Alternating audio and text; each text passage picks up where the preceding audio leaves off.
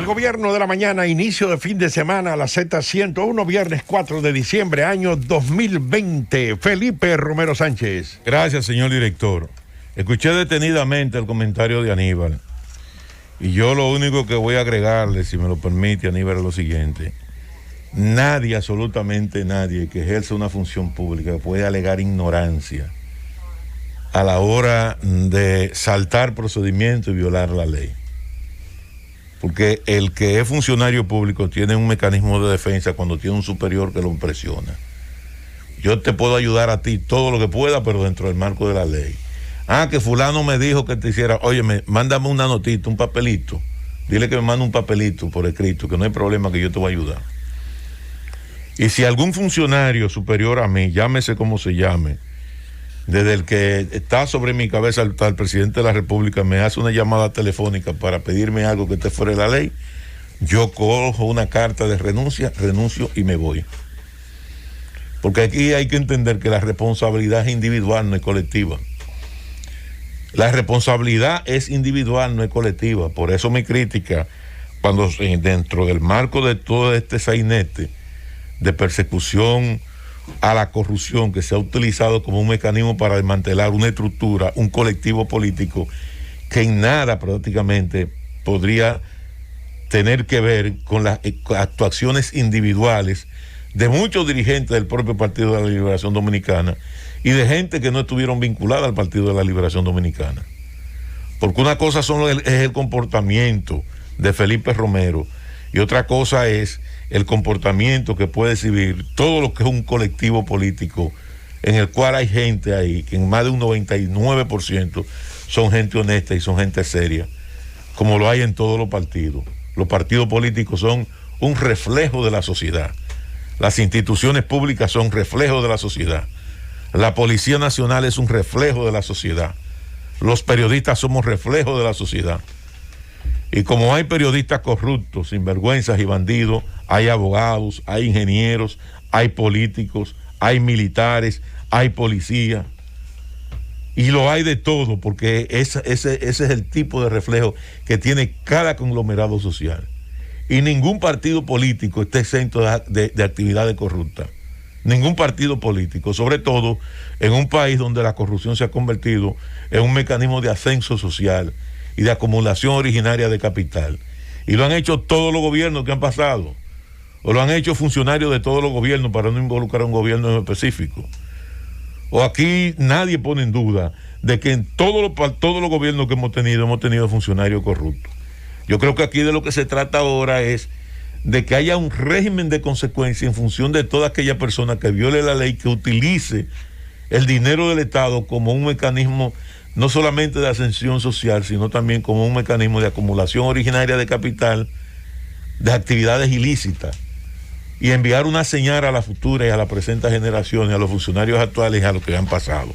Que creo que de eso es de lo que se trata. Ahora, si el propósito no es ese y en cambio es la destrucción de un conglomerado político por el hecho de que ese partido político estuvo en el poder y hay que desmantelarlo, entonces yo digo, están mal. Y en eso el presidente Luis Abinader fue sabio en su intervención. Una intervención única. Yo creo que el Consejo de Gobierno más rápido que hemos tenido nosotros en toda la historia política de la República Dominicana fue ese Consejo de Gobierno. Fue un Consejo de Gobierno ampliado donde el presidente Luis Abinader entró, leyó un documento y se despidió inmediatamente. ¿Y cuál fue el interés? De acuerdo al análisis que podemos hacer de este documento. Bueno, yo necesito un país en paz, yo necesito gobernabilidad, yo necesito cumplir con la promesa que le hice a mi pueblo en el marco de unas elecciones, y en un escenario de confrontación, en un escenario de polarización, eso no es posible. Probablemente una de las decisiones también más sensatas que produjo ayer el presidente Luis Abinader fue la suspensión de la reunión del Consejo Nacional de la Magistratura.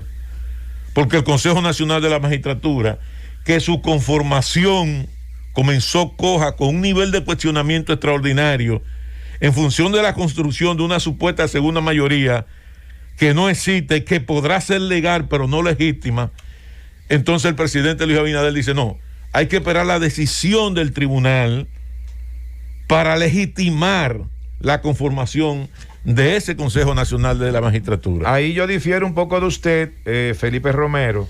Para mí no es legal ni es legítima la escogencia de la segunda mayoría. No es legal porque el texto constitucional, que es el texto legal en este caso, establece que la segunda mayoría corresponde al partido o bloque de partidos diferente al presidente del Senado que haya obtenido una mayor cantidad de votos. O sea, que haya sido... No dice los votos. Perdón, que haya obtenido la segunda mayoría. No habla de los votos, estamos de acuerdo. Habla de la segunda mayoría.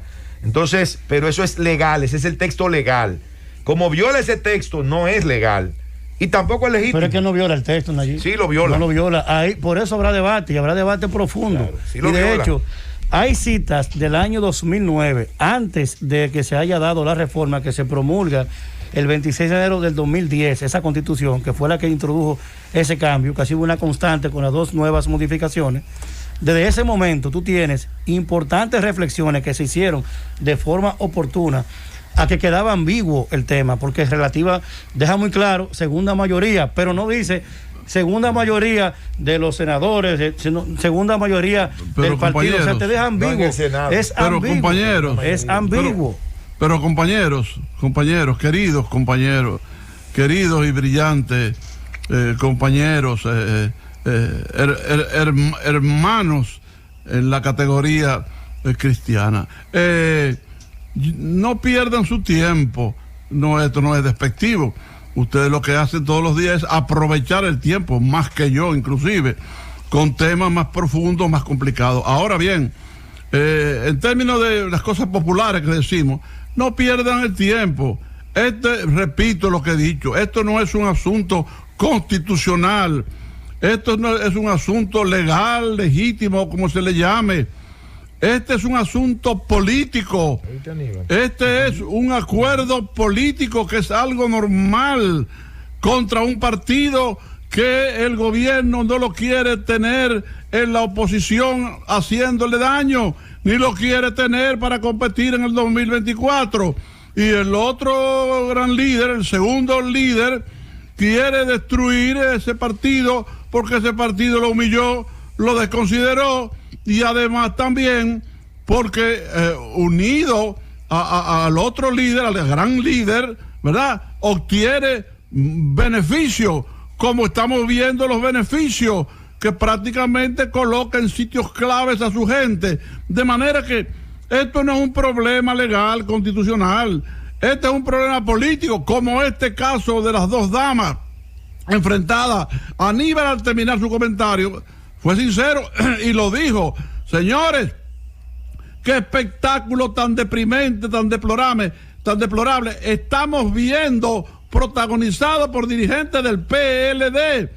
Eso le quita presión al Ministerio Público, eso le quita presión al gobierno, eso va. Entonces ahora a la opinión pública va el caso de la supuesta corrupción, ¿verdad?, de los PLDistas, de dos damas PLDistas que incluso tienen nombres de gente de palacio para seguir comprometiéndolo. Y por eso un organismo superior, no sé si ustedes se dieron cuenta, un organismo superior le pidió el expediente al Ministerio Público porque no lo estaba moviendo.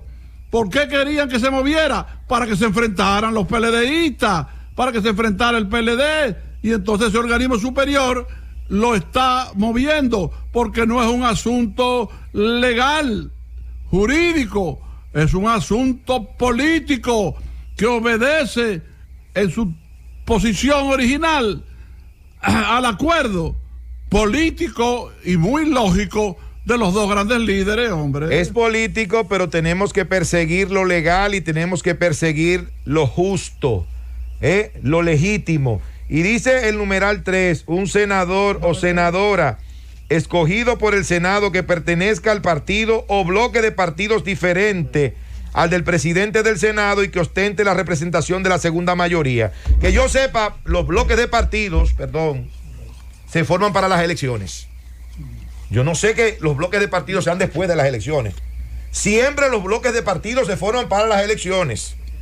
Y la Fuerza del Pueblo formó parte de ese bloque de partidos donde estaba el PRM para las elecciones de Salcedo, de la provincia Hermanas Mirabal, donde salió candidato, donde salió pero senador, Bautista Rojas Gómez. Es decir, que él pertenece al mismo bloque de partidos que pertenecía al Partido Revolucionario Moderno y que pertenecía también Dominicanos por el Cambio, que es el presidente del Senado en este momento. Entonces, por eso, como él viola ese numeral 3, como se ha violado ese numeral 3 del artículo 178 de la Constitución, por eso es que Bautista Rojas Gómez, ni ningún otro senador que no sea del PLD, puede ocupar esa posición. Esa es mi posición. Ahora, yo te voy a leer lo siguiente. Mira.